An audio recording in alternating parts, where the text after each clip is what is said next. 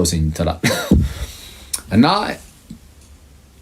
ምንድነው እግዚአብሔር ለአዳም ያለውን ቦታ በምን ያህል ደረጃ እንዳከበረው እንድታውቁት ነው ይሄን የምነግራችሁ። እና እንዳልኳችሁ ሁለተኛው የዘፍጥረት ምዕራፍ ላይ ደግሞ እግዚአብሔር አዳም ብቻማ አይበቃውም እግዚአብሔር እሺ ቃል በቃ እንደዚህ አይደለም ግን ሐሳቡ ያ ይሄ ብቻ እንዴ ይሄ አሁን ኖርማል በእነዚህ እንትን ላይ እንዲገዛ ማድረግ ብቻ አይደለም።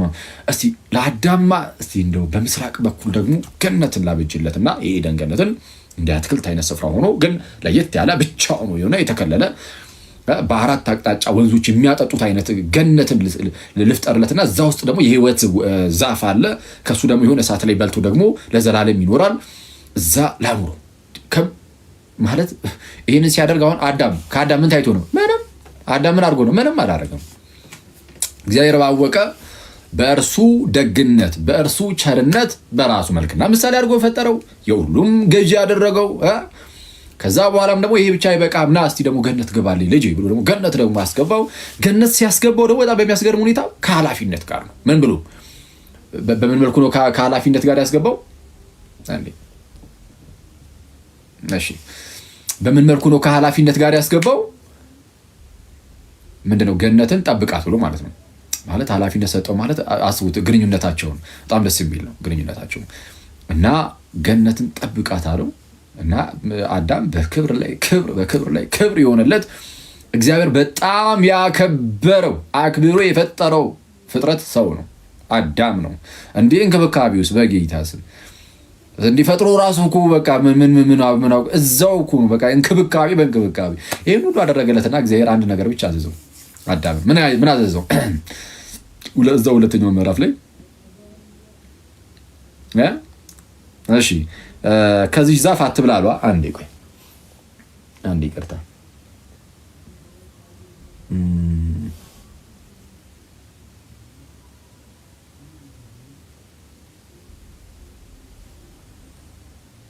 እሺ ይቅርታ እሺ ሰው እግዚአብሔር አንድ ትእዛዝን ብቻ አዘዘው ለአዳም። ምን አይነት ትእዛዝን አዘዘው? በዚህ በገነት ከምታየው ዛፍ ሁሉ ብላ፣ እሺ ክፉና ደጉን ከምታስታውቀው ከዚህ ዛፍ ግን እንዳትበላ፣ በቃ አለቀ። ከሷ በላ ሰዓት ሞትን ትሞታለህ። ከዛ ውጪ ግን ይሄ ሁሉ ያንተ ነው፣ እሺ በቃ ብላ፣ ያንተ ነው ብላ። አሁን አዳም የተሰጠው ያ ሁሉ ናስቡት፣ በገነት ያለው ያ ሁሉ ተሰጥቶት የተከለከለው አንዲት ዛፍ ብቻ ነው። አንዲት ዛፍ ብቻ ነው የተከለከለው። በጣም በሚያስገርም ሁኔታ በእባብ ተንኮል ማለት ሰይጣን በእባብ በኩል አድርጎ እንደምታውቁት አዳምና ሔዋን አሳታቸው። አዳም ሳተ። እንደዛ ያከበረውን እንደዛ የወደደውን እንደዛ በክብር ላይ ክብር የሰጠውን እግዚአብሔርን ክዶ አዳም እግዚአብሔር አታድርግ ያለውን አደረገ። አምላክነትን ፈለገ ወይ ደግሞ ትልቅ ክብርን ፈለገ ከዚህ ውጪ እና እግዚአብሔር ከሰጠው ውጪ ማለት ነው። እና አዳም ያንን በላ። በጣም ነው የሚያስገርመው። እኔ ከዚህ በፊትም ብያችሁ ይሆናል በዙሪያው የተፈቀደለት ያ ሁሉ ነገር እያለ ያልተፈቀደለት ላይ ሰይጣን ማለት ሐሳቡን እዛ ላይ እንዲጥል አደረገው አዳምን። በህይወታችን ውስጥ ሰይጣን አንዱ የሚፈትንበት ትልቁ መንገድ ይሄ ነው። በዙሪያችሁ እግዚአብሔር የሰጣችሁ የሚገርም የሀገር በረከት ኖሮ ማለት ነው እሱን እንድታዩት አያደርግም ሰይጣን። የተከለከላችሁትን የሆነች ነገር ብትመጣ ራሱ በህይወታችሁ ውስጥ ያን ያህል ትልቅ ለውጥ ላያደርግ የሚችል ነገር ሊሆን ይችላል። ግን ምንም ይሁን ኤኒዌይስ ግን የተከለከላችኋት አንዷ ነገር ላይ ሰይጣን በጣም ትኩረት እንድታደርጉ ያደርግና በተሰጣችሁ ነገር በሌሎች በዛ ሁሉ በብዙ ነገር ማመስገንን ትታችሁ በዚች በትንሿ ነገር በተከለከላችኋት በአንዷ ነገር እግዚአብሔርን እንድታማሩና እንድትክዱት ያደርጋችኋል ሰይጣን። ትልቁ ታክቲኩ እሱ ነው። አዳምን ያደረገው እንደዛ ነበር። በገነቱ ዙሪያ ምን ይሄው ጠቅላላ ያለውን ሁሉ ብላ ነው ያለው። እንዴ ስለሱ እግዚአብሔርን አያመሰግንም? እሺ እንዴ አረ የህይወት ዛፍ ሳይቀር አስቀምጦለት ነበረ። የህይወት ዛፍ ሳይቀር እሷን እንኳን እንዳያገኝ ያደረገው ሰይጣን ምን አድርጎ? ያልተሰጠው ላይ ትኩረት እንዲያደርግ አድርጎ። እና ትኩረታችን ሁሌ እግዚአብሔር የሰጠን ላይ ሊሆን ይገባል። ኦኬ እግዚአብሔር ያልሰጠህ ላይ ትኩረት ባደረግክ ቁጥር ከእግዚአብሔር ነው የምትርቀው። እና ትኩረት እግዚአብሔር የሰጠን ላይ በጣም የምናመሰግንባቸው በጣም ብዙ ምክንያቶች አሉ። የምናመሰግንበት በጣም ብዙ ምክንያቶች አሉ። እሱ የሚገባን መቼ ነው ከተባለ የሆነ ሰው የሆነ ለምሳሌ ጤንነቱን አጡ የሆነ ሰው ስታዩ አረ እግዚአብሔር የተመስገን ነው የምትሉት እኮ። አረ ከጤንነት ውጪ ምንም አለ እንዴ? የታመመ ሰው ሲጀመር ለምሳሌ ገንዘብ ይፈልጋል። ብዙ ሰው ገንዘብ ከቸገረው ገንዘብ ላይ ብቻ ትኩረት እያደረገ እግዚአብሔርን ሊያማርር ይችላል። ጠንቋይ ቤት የሚሄድ ሰው እኮ አለ አይደል? እና ጤንነቱ ያጣ ለምሳሌ ጤንነቱን ቢያጣ ያ ሰው ጭራሽ ገንዘብ አያሳስብም። እንዴ አንተ ሆድህን የቆረጠ ቀን የዛን ቀን ኧረ ገንዘቡ ይቅርና ሆዴን መልስልኝ አይነት ስታፍ ነው የምትጫወተው። አይተዋል። የምናመሰግንበት በጣም ብዙ ነገር አለን። ጤናችንን ብናጣ እንኳን እግዚአብሔርን አንክደውም። ሌሎች ብዙ ሀሳቡ ብዙ የምናስባቸው ነገሮች አሉ። ኢየሱስን ሰጥቶን የለም ወይ? ኧረ በስመ አብ ልጁ ኢየሱስን ከሰጠና በቃ ይህንን ማሰብ ራሱ አያሳርፍም ወይ? እንዲህ በስመ አብ እኔ ኢየሱስ ክርስቶስን የሚያህል ጌታ እንዳለን ማሰብ በራሱ እኮ እኔ ክርስቶስን የሆነ ራሱን የቻለ የሆነ የሚፈጥር ደስታ የለውም ውስጣችን ውስጥ እንዴ? ኢየሱስን መጀመሪያ አስቡት ማን እንደሆነ ከዛ አስበውና እሱ ጌታ ነው። ኧረ በስመ አብ እንዴ! ይሄ ውስጣችን የሆነ ደስታን ካልፈጠረ ምንድነው ሊፈጥር የሚችለው? ይሄ በጣም ውስጣችን ላይ በጣም የሚገርም ደስታን የሚፈጥር ታላቅ የሆነ እውነታ ነው። ኢየሱስን የመሰለ ጌታ አለን የሚለው እና እግዚአብሔር ብቸኛ ልጁን አሳልፎ ከሰጠ እግዚአብሔር ተመስገን የምትልበት ነገር አለ። ለምሳሌ አንድ ሰው በጣም የከበረ እንቁ አለው ልበላችሁ፣ በጣም የከበረ እንቁ አለው። ከዛ ደግሞ የተወሰነ ሌሎች ገንዘቦቹን ደግሞ አለ። የከበረ እንቁ እንዳለ ሆኖ ለማን ማለት ብቻውን የያዘው ማለት ነው። ብቻውን የያዘው የከበረ እንቁ አለው፣ ደግሞ ገንዘብ አለው ኦፍኮርስ። እና ገንዘብ ቢሰጣችሁ ከገንዘቡ ላይ ቆንጠር አድርጎ የተወሰነ ነገር በተን ቢያደርግባችሁ ጸዴ ነው። ግን እንቁን ያንን እሱ ጋር ብቻ ያለውን እንቁን አንስቶ ቢሰጣችሁ ምንድን ነው? በዛ እንቁ ምክንያት ማለት ገንዘቡን ራሱ አትረሱትም። የሰጣችሁን ገንዘብ ራሱ ኦፍኮርስ ትረሱታላችሁ የምር በስማ። እና እግዚአብሔር የሰጣችሁ እኮ እንቁን ማለት እንቁን ሳይሆን ብቸኛ ልጁን በስማ ብቸኛውን ልጁን ጌታችን ኢየሱስን ነው የሰጠን። ለገዛ ልጁ ያራራለት ነገር ግን ስለ ሁላችን አሳልፎ የሰጠው ከእርሱ ጋር እንዴት ሁሉን ነገር አይሰጠንም? እንደዛ ላይ ነው ሰው ሌላው ነገር ሁሉ ኋላ የሚመጣ ነገር ነው ማለት ነው። ቢቀርም ባይቀርም ያን ያህል ሊያስጨንቀን አይገባም።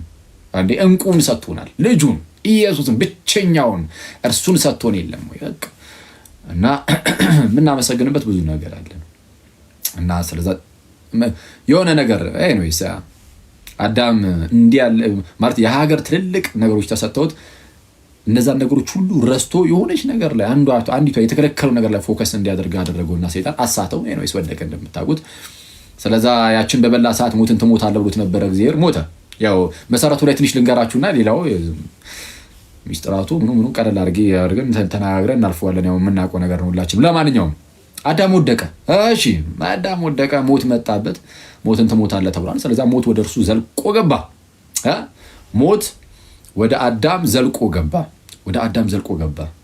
ስለዛ ሁሉም ማለት አዳም በሞት ጥላ ስር ወደቀ ባጭሩ። ያቺ ዛፍ መርዝ ኖሮባት ነው የሞተው አዳም አይደለም ነው እንዴ? መርዛማ ሆና ነው የሞተው አዳም አይደለም። መርዛማ ሆኖ ሳይሆን እግዚአብሔር አታድርግ ሲለው ማድረግ አልነበረበትም። ካደረገ እግዚአብሔር አታድርግ እያለው ስለሆነ ያደረገው በእግዚአብሔር ትእዛዝ ላይ እያመፀ ነው። ካመፀ በእግዚአብሔር ትእዛዝ ላይ ማመፅ ኃጢአትን ማድረግ፣ የኃጢአት ደሞዝ ሞት ነው። ስለዛ ሞትን ያስከትላል። በእግዚአብሔር ላይ ማመፅ ምንን ያስከትላል? ሞትን ያስከትላል። ስለዛ ኃጢአትን አደረገ፣ በኃጢአቱ ሞት ተከፈለው እና ሞትን ትሞታለህ ብሎት ስለነበረ የእግዚአብሔር ፍርዱ ግዴታ መፈጸም ነበረበትና ከባህሪው ጋር ተቆራኘ። ሞት ከስጋው ጋር ሞት ተቆራኘ። አለቀ። ሞት ተቆራኝቷል። ከዛ በኋላ ከአዳም የሚወለዱ ሰዎች ሁሉ በዚህ በሞት ቁራኝነት ውስጥ ሆኑ። ስለዛ ማን አስፈለጋቸው? ራሱ አምላክ አስቀድሞ የፈጠራቸው ራሱ እግዚአብሔር ዳግመኛ ደግሞ ሕይወትን ይዘራባቸው ዘንድ የሚጠብቁ ሆኑ። በቃ ሰው ማለት በሞት ጥላ ስር የወደቀ ነው። አለቀ። ሌላ አይነት ሰው የለም። በቃ ይሄ ነው ሰው። ከዛን እግዚአብሔር መጣ። እግዚአብሔር ልጁን ይልካል ማለት ነው። ልጁን ቀጥታ አይልክም። በነገራችን ላይ ልክ አዳም ኃጢአትን ሰራ ምናምን ነገርና ምንድነው ተሸሸጉ። አዳምም ሔዋንም ቀጠላቸውን ለበስ አድርገው እንደዛ ነገር ተሸፋፍነው ተቀመጡ። አንዴ ቆይ እሺ፣ አፈሩ፣ ተሸማቀቁ፣ በግልጥ መውጣት እንኳን አልቻሉም። እና ያኔ እግዚአብሔር ራሱ ነው በነገራችን ላይ ኢቭን በጣም የሚያስገርመው ሰው በድሎ ወድቆ ራሱ እግዚአብሔር አምላክ ነው አዳም ወዴት ነህ ብሎ የመጣው እንዲህ በስመ አብ አዳም ራሱ በድሎ አሁንም ደግሞ እግዚአብሔር ሳይ በድሎ ያውቃል እኮ እግዚአብሔር ኦፍ ኮርስ የት እንዳለም እንትን ላይቱ በጣም ልብስ መቀየር አለብኝ መሰለኝ እንትን እያለ ነጭ ነገር ዋሲ እሺ ኤንዌይስ ማለት እግዚአብሔር አምላክ አዳም የት እንዳለ ያውቃል እና ፈለጎ መጣና ያው ኃጢአት እንዳደረገ ያውቃል ምናምን። አዳም ወዴት ነህ አለ። ፈርቶ እኮ ተሸማቆ ተሸሽጓል። እና አዳም ወዴት ነህ ብሎ ሲጠይቀው ነው ያለን። እና ኃጢአት ሰርተን ራሱ የሚፈልግ አባት ነው ያለን ጋይዝ። እግዚአብሔር አምላክ የዚህን ያህል ነበር አዳምን የሚቀርበው እና አሁንም የሚቀርበን እንደዛ ነው። ሲበደልም አዳም ወዴት ነህ ብሎ ፈልጎ ነው የሚመጣው። ፈልጎ ይመጣል እና ወዴት ነህ አለ እና አዳም የመለሰውን እናውቃለን። ያው በሴቲቱ ያሳብባል፣ ሴቲቱ በእባቡ ታሳብባለች። ጄኖስ አንዱ በአንዱ እያሳበበ የእግዚአብሔር ቁጣ ግን በእነርሱ ላይ መምጣቱ አይቀርም፣ ፍርዱ መምጣቱ አይቀርም። ኦልሬዲ አንዴ የሚወጣ ነገር ስለሆነ ማለት ነው። እና በጣም የሚያስገርመው ግን ቅጠል ነበር የለበሱትና እግዚአብሔር ግን የቆዳ ልብስ ሰጣቸው ይላል። የቆዳ ልብስ እንዴት ነው የሚዘጋጀው? ቆዳን አለበሳቸው ይላል። እሺ ቆዳው እንዴት ነው የሚሆነው? ልብስ የሚሆነው በጉ ይታረዳል። በጉ ይታረድና እሺ በጉ ከታረደ በኋላ ይወጠራል። ቆዳው ተገፎ ቆዳው ይወጠራል። ከዛ በኋላ ልብስ ይሆናል። ፋሲካችን ክርስቶስ ታርዶልናል ይላል። እነሆ የዓለምን ኃጢአት የሚያስወግድ የእግዚአብሔር በግ ተብሎ ስለ ክርስቶስ ሲነገር ይሄ ለክርስቶስ ምሳሌ ነው። ባይዘ እነሆ የዓለምን ኃጢአት የሚያስወግድ የእግዚአብሔር በግ ተብሎ ጌታችን ኢየሱስ ፋሲካችን ክርስቶስ ታርዷል ተብሎ በመስቀል ላይ ታረደ እና እጆቹን ወጠሮ በዛ ተሰቅሎ ስለ ሁላችን ደግሞ ልብስ ሆነ። በመንፈሳዊ ሕይወታችን እርቃናችንን ለነበርነው ለኛ የጽድቅ ልብሳችን ጌታችንና መድኃኒታችን ኢየሱስ ክርስቶስ ነው። አፍረን ተሸማቀን ለነበር በኃጢአት እርቃን አፍረን ተሸማቀን የነበርን ሰዎችን መጥቶ ልብስ ሆነን ማለት ነው። ማን? ጌታችን እና እግዚአብሔር ልጁ ኢየሱስን ላከና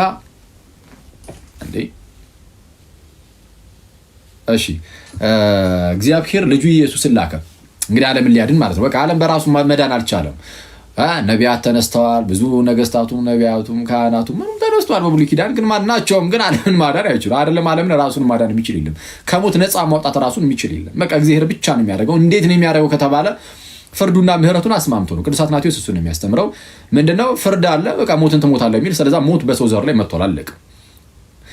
ይህ በሰው ዘር ላይ የመጣው ሞት ደግሞ የሚጠፋው በሞት ብቻ ነው፣ አለቀ። እንዲህ ነው በቃ ትምህርቱ። እና ያንን ሞት ደግሞ ሞቶ ማጥፋት የሚችለው ሞቶ መነሳት የሚችል ሞትን ገድሎ መነሳት የሚችል አይነት አካል ነው። እሱን የሚያደርገው አምላክ ነው። ስለዚህ አምላክ መጥቶ የወደቀውን ያንን ሰው አደሰው ማለት ነው። እንዴት? ወደ እኛ መጣና ወደ እኛ መጥቶ ውድቀታችን ድረስ ዘልቆ በመግባት ይፈውስ አደረገን ማለት ነው። በቃ አደሰን። የእኛን ስጋ ይዞ የአብርሃምን ዘር ይዞ የሰውን ዘር ይዞ ስጋ ነፍስን ተዋህዶ ምን አደረገ? ሞተ። ስለሁላችን ሞተ። ሞቱ ደግሞ አልቀረም ተነሳ። በትንሳኤው ትንሳኤያችንን ያበስራል። ስለዚህ ሰው የሚድነው በክርስቶስ ኢየሱስ እንደዚህ አምኖ ከክርስቶስ ጋር አንድ በመሆን ምናምን ነው የሚድነው። ክርስቶስ ይህን ሁሉ ነገር ያደረገው ዓለምን ለማዳን ነው። ማንን ለማዳን ነው? የተወሰኑ የተመረጡ ሰዎችን ሳይሆን ዓለምን ለማዳን ነው። አንዳንድ ሰዎች የተመረጡትን ብቻ የሚሉ ሰዎች አሉ፣ ፕሮቴስታንቶች ናቸው። ሁሉም ባይሆኑም አንዳንድ ፕሮቴስታንቶች እንደዚህ ይላል። ሌላኛው ፕሮቴስታንት ደግሞ አይ ብሎ የተቃረነ ሀሳብ ያስቀምጣል። ኤንዌይስ በአጭሩ ክርስቶስ ኢየሱስ የሞተው ለዓለም ሁሉ ነው። እነሆ የዓለምን ኃጢአት የሚያስወግድ እግዚአብሔር በግ ብሏል። እግዚአብሔርም ልጁን ሲልክ የተመረጡትን ወዶ ሳይሆን ዓለምን ወዶ ነው። ለዚህም ዮሐንስ 3:16 ላይ በእርሱ የሚያምን ሁሉ የዘላለም ሕይወት እንዲኖረው እንጂ እንዳይጠፋ እግዚአብሔር አንድያ ልጁን እስኪሰጥ ድረስ ዓለምን እንዲወዶታል ይላል። ምንን ወዶታል? ዓለምን። ዓለምን።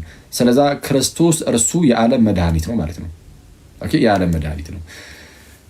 ለዓለም ሁሉ ይህን አደረገ። ታዲያ ለዓለም ሁሉ ከሆነ ዓለም ሁሉ ድኗል ወይ ነው? አሁን ዓለም ሁሉ በቃ ዳን፣ አለቀ፣ አከተመ ምናምን ነው? አይደለም። ከኛ የሚጠበቅ ደግሞ አለ። በእግዚአብሔር ሳይድ አንኮንዲሽናል ነው። ማለትም ምንም ነገር ሳያይ እግዚአብሔር ከኛ በጎ ነገርን እንኳን ሳያይ ጽድቅን ሳያይ እንደዚሁ ልጁን ኢየሱስን ልኮ በቃ ሞተልን። ኢየሱስ ክርስቶስ ከኛ ሳይድስ ምን ያስፈልጋል ከተባለ የሚያስፈልጉ ነገሮች 4 ነገሮች አሉ። ቢያንስ ባጭሩ በጥቂቱ ጠቅላላ አድርገን እንያዘው ካልን 4 ነገሮች እነግራቸዋለሁ። አንደኛ የመጀመሪያው አሜን ብሎ መቀበል ነው። ክርስቶስ ኢየሱስን አዎ እርሱ አዳኛችን ነው፣ ኢየሱስ እርሱ ክርስቶስ የሕያው እግዚአብሔር ልጅ ነው ብሎ ማመን መቀበል። የመጀመሪያው እምነት ነው። ኢየሱስን ማመን መቀበል ማለት በክርስቶስ በኩል የተሰጠውን አስተምህሮ ሁሉ ደግሞ መቀበል ማለት ነው። ስለዚህ አስተምህሮን መቀበል ግዴታ ነው። አስተምህሮን ካልተቀበለ አንድ ሰው አይድንም ማለት ትክክለኛውን አስተምህሮ እምነት ያድናል ስንል የማያድን እምነትም እንዳለ ግን ማወቅ አለብን። የሚያድንና የማያድን እምነት አለ። የሚያድነው እምነት እንደምን ያለ እምነት ነው ከተባለ የሚያድነው እምነት አንደኛ በእውነተኛ በትክክለኛ አስተምህሮ ላይ የተመሰረተ እምነት ነው። ማለት ለምሳሌ የሆኑ ኦንሊ ጂሰሶች እንደው ስላሴ የሚባል ነገር የለም፣ ኦንሊ ጂሰስ በቃ ኢየሱስ ብቻ፣ አብ ራሱ ኢየሱስ ነው ምናምን እያሉ አስተማሩ እንበል። መጽሐፍ ቅዱስን ይዘው እንደዛ ነው የሚያስተምሩት። እና መጽሐፍ ቅዱስ ብቻ ብለው ነው ይሄን የሚያስተምሩት። ባይዘ መጽሐፍ ቅዱስ ብቻ ነው መመሪያችሁን ይልና መጽሐፍ ቅዱስን ይይዛል። ከዛ እንዲህ አይነት ትምህርትን ያስተምራል። ከዛ የሆነ ሰው ይህንን ነገር ሰማ፣ እንደው መጽሐፍ ቅዱስን እየጠቀሱን እያስተማሩ ያሉት ስለዛ እንደው ይሄንማ በቃ አምኛለሁ ቢል ለምሳሌ ወስደው ያጠምቁታል። ግን ይሄ ሰው ይድናሉ? አይደለም። ለምን? የሰማው አስተምህሮ የስተት አስተምህሮ ስለሆነ፣ የስላሴን የሚክድ አስተምህሮ ስለሆነ። ሰው የሚጠፋው የስላሴ አስተምህሮን ስለካደ ብቻ አይደለም። በጣም ብዙ አስተምህሮችን በቃ ለድህነት በሚሆን መልኩ የተላለፈልንን አስተምህሮ የሚክድ ሁሉ ድህነቱን ያጣል፣ ወይም የሚያድን እምነት አይኖረውም። ያንን ሰምቶ የሚያምነው እምነት ለመዳን አይሆንለትም። ሰው ምን እያልኳችሁ ነው? የሚያድነው እምነት ግዴታ ያው እምነት ከመስማት ነው፣ መስማትም በእግዚአብሔር ቃል ነው የሌለ እምነት ከመስማት ነው፣ መስማትም በእግዚአብሔር ቃል ነው። ትክክለኛውን የእግዚአብሔርን ቃል የሰማ ሰው እሱ ይድናል። ያ እምነት የሚያድን ነው። ግን ብድግ ብለህ ግን ስላሴን እየካድክ ስጋዊ ላይ እንደው ክርስቶስ ከእመቤታችን ስጋን አልነሳም ብለህ እያስተማርክ፣ ለምሳሌ እንደዛ ብሎ የሚያስተምር ፕሮቴስታንት ነበር አይደል? ወንድ ማነው ዮናታን የሚባል ወንድም ፕሮቴስታንት። ለምሳሌ እሱ ነው ምንድነው ኢየሱስ ከማርያም ስጋን አልነሳም ብሎ አስተማረ። ከዛ በኋላ ከ5 ዓመት በኋላ ደግሞ ወጣና የዛሬ 5 ዓመት ዮሐንስ ወንጌልን ስናጠና ኢየሱስ ከማርያም ስጋን አልነሳም ያልኩት ስህተት ነው፣ ነስቷል አለ። ሰዎች ይጮሃል። አሁን ይሄ በጣም ባይዚ እንደ ቀለል ተደርጎ ዝም ብሎ እንደዚህ እንተናለ እንጂ ያው ጊዜው ዘመኑ ነው እንጂ ጥንት ላይ ቢሆን ይሄ በስመ አብ ተአምር ነው። እንደዚህ አይነት ክህደት ሁለተኛው ክፍለ ዘመን ላይ የነበረ መንፍቅና ነው። የነ ቫለንቲኑስ መንፍቅና ነው። ኢየሱስ ከማርያም ስጋን አልነሳም የሚለው አንተ ሰው ዮሐንስ ወንጌልን አስጠናለሁ ብሎ እንደዚህ አይነት ሲጀመር ሰት ውስጥ ከወደቀ አደገኛ ነው። በኋላ ላይ ያው ተመለስኩኝ አለ። አክቹዋሊ ግን ስለዚህ ያንን ያመነ ሰው በቃ ይጠፋል ማለት ነው ባጭሩ። ትክክለኛ ቤተክርስቲያን ቢሆን ራሱ ነው ብለን ብናስብ ራሱ በፊት ይጠፋል። ያ እንዲህ ብሎ በማመኑ ሰው የክርስቶስን ፍጹም ሰውነቱን መካድ አምላክነቱን መካድ እንደሚያጠፋ ሁሉ ሰውነቱን መካድም ያጠፋል። እና ኤኒዌይስ የድህነት ጉዳይ ላይ እንደዚሁ የእግዚአብሔርን ጸጋ የምንካፈልባቸውን ጥምቀትን የሚያቃልል ቅዱስ ቁርባንን እውነተኛ የሆኑ የክርስቶስን ስጋና ደም የሚያቃልል እንዲህና የመሰሉ ነገሮችን ሌሎች አስተምሮችንም ማለት የማያምን የማይቀበል ሰው የሰበከውን ስብከት ሰምተህ ብታምን አትድንም። መሱ ድህነት የማዳን ኤፊካሲ ወይም ብቃት አይኖረውም። እና ሰው የሚያድነው እምነት እንደምን ያለ እምነት ነው ከተባለ የመጀመሪያው በትክክለኛ አስተምህሮ ላይ የተመሰረተ እምነት አንደኛው እሱ ነው። ሁለተኛው ደግሞ በፍቅር የሚሰራ እምነት ነው። በፍቅር የሚሰራ እምነት ዝም ብሎ የፈዘዘ ዝም ብለህ ትክክለኛው ትምህርት ሰምተህ ራሱ ማለት ነው። ትክክለኛው ትምህርት የምትሰማው ከጌታ ቤተክርስቲያን ነው። አለቀ። ወደ ክርስቲያን ራሱ ብትጨምር አምናል እኮ ግን ያ እምነትህ ግን ፍሬን የማያፈራ ከሆነ አንዴ ወደ ድህነት ውስጥ ወደ ክርስቲያን ውስጥ ብትመጣ ብትጨመር እንኳን ፍሬን የማያፈራ ከሆነ ያ እምነትህ የሞተ ይሆንና አንተንም የማያድን ይሆናል። ስለዛ ትሞታለህ። ያ እምነት አያድንህም ማለት ነው። አያድንህም። የሚያድነው እምነት እንደምን ያለ ነው? ሶስተኛው ክራይቴሪያ እንዲያድን ማለት ነው ያ እምነት።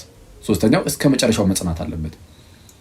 አምነህ ትክክለኛው ትምህርት ሰምተህ ወደ ክርስቲያን ተጨምረህ ፍሬን እያፈራ እየኖርክ የሆነ ሰዓት ላይ ግን እጥፍ ብትል ትጠፋለህ፣ ትታጠፋለህ። እዛው በመንፈስ ህይወትን እጥፍ ብለህ ተቆርጠህ ትቀራለህ። ስለዚህ ግዴታ እያፈራ እስከ መጨረሻው ደግሞ መጽናት አለብን። ስለዚህ ቢያንስ እነዚህ ሶስቱ ነገሮች ያሟላል። የሚያድነው እምነት እንደምን ያለ ነው ከተባለ አንደኛ በትክክለኛ ትምህርት ላይ የተመሰረተ እምነት፣ ሁለተኛ በፍቅር ሆኖ የሚሰራ እምነት፣ ሶስተኛ ደግሞ እስከ መጨረሻው የሚጸና እምነት። ይህ እምነት እንዲህ ያለው እምነት ይድናል። ስለዚህ ከሰው ምን ያስፈልጋል ማለት ክርስቶስ ለዓለም ሁሉ ድህነትን እንኩ ሲል ሰው እንዲድን ምን ማድረግ አለበት ከተባለ የመጀመሪያው ማመን እንዳትረሱ። እምነት እንዲህ ነው ብያችኋለሁ። አሁን እንደነገርኳችሁ ዝም ብሎ እንደዚሁ አሁን አንዳንድ ጊዜ የሚያድነው እምነት ነው ወይስ እምነትና ሰላም የሚሉ ሰው ተብሎ ዝም ብሎ እንደዚህ አይነት ጉንጫ አልፋ ክርክር የሚከራከር ሰው አለ። እንደዛ አይደለም። ሲጀመር እምነት ላይ ተግባብተሃል። እምነት ያድናል። ያው ምን አይነት እምነት? በትክክለኛ ትምህርት ላይ የተመሰረተ እምነት ነው የሚያድነው? እንደዛ ከሆነ እስቲ የትኛው ትምህርት ላይ ለምሳሌ ጥምቀት ያድናል የሚለውና ጥምቀት አያድንም የሚሉ ሁለቱም ከፕሮቴስታንት ነው ያለውና ጥምቀት ያድናል የሚልም አለ፣ ጥምቀት አያድንም የሚልም አለ። ትክክለኛው ትምህርት የትኛው ነው? የትኛውን ሰምቶ ነው ሰው የሚድነው? ቅዱስ ቁርባን ላይ ልክ እንደዚህ የተለያየ እምነት ነው ያለው። ሌሎች መሰረታዊ እምነቶች ላይም ልክ እንደዛው ማለት ነው። እና እምነት ላይም ልዩነት አለ። እና የመጀመሪያው ሰው የሚያደርገው ለመዳን ምን ያደርጋል? ያምናል። ካመነ በኋላ ምን ያደርጋል? አለቀ በቃ። ልክ ሲያምን ዳን አለቀ። እንደዛ የሚሉ ሰዎች አሉ። እንደዛ አይደለም። መጽሐፍ ቅዱስ እንደዚህ አያስተምርም። ልክ ስታምን አለቀ እዛው አይደለም። አምነ ትጠመቃለህ። እምነት ነው በሩ ለሁሉም ነገር። ታምንና ትጠመቃለህ። ስትጠመቅ ስላመንክ ማለት ነው። በዛ በእምነት ውስጥ ልክ ስትጠመቅ እዛ ጥምቀት ላይ እግዚአብሔር ጸጋውን ይሰጣል። ምን አይነት ጸጋ? ከክርስቶስ ጋር አንድ የምትሆንበትን የጌታችንን ጸጋ እሱን ይሰጣል። ከክርስቶስ ጋር አንድ የምትሆንበትም ያንን ጸጋ ይሰጣል። ልክ ስትጠመቅ ከክርስቶስ ጋር አንድ ትሆናለህ። አሁን ሁለተኛው የሚያስፈልገው እንግዲህ እምነት እንደሚያስፈልግ መጥቀስ አለብን። እምነት ለድህነት እንደሚያስፈልግ ማስረጃ ምናምን ያስፈልጋል? አያስፈልጉም አይደል? ምንም የሀገር ነው ማለት እንግዲህ ይህንን የሚክድ ማንምም የለም። ጌታችን ጨርሶታል። በቃ ዮሐንስ ወንጌል ምዕራፍ 3 ላይ ከቁጥር 14 ጀምሮ ምንድን ነው ያለው? ሙሴ በምድረ በዳ እባብን እንደሰቀለ እንዲሁ የሰው ልጅ ደግሞ ይሰቀል ዘንድ ይገባዋል አለ። ሙሴ በምድረ በዳ እባብን ሰቅሎ ነበር። በእባቡ ተነደፈና ህዝቡ ማለት ነው። ከዛ በኋላ ህዝቡ እንዲድን ምን አደረገ ሙሴ? ህዝቡ እንዲድን እግዚአብሔር በነገረው መሰረት የናስ እባብን አዘጋጀና በዛፍ ላይ በባላ ላይ አንጠለጠሉ፣ ሰቀለው። ከዛ በኋላ እሱን የሚያዩ ሁሉ ይድናሉ ማለት ነው። እሱን ምን የሚያደርጉ? የሚያዩ። ስለተሰቀለ ብቻ የናሱ እባብ ዝም ብሎ ይድናሉ? አይድኑም። ኦኬ፣ አይድኑም። ዝም ብሎ ክርስቶስ ስለተሰቀለ ብቻ ዝም ብሎ ሰው ዳን አለቀ ምናምን፣ አይ እንደዛ አይደለም። የናስ እባብ ስለተሰቀለ ብቻ ሰው ከዛ በእባብ ከተነደፈው ሊመጣበት ካለው ሞት ዝም ብሎ እንደዚህ የሚያመልጣ አይደለም። ማየት አለበት ግዴታ። ልክ አሁንም ደግሞ ክርስቶስ ስለተሰቀለ ብቻ በቃ አለቀ ትድናለህ አይደለም። ማየት አለበት። ሚኒንግ እምነት ነው። እሱ የእምነት ምሳሌ ነው። ኦኬ፣ ስለዛ ማመን ይጠይቃል።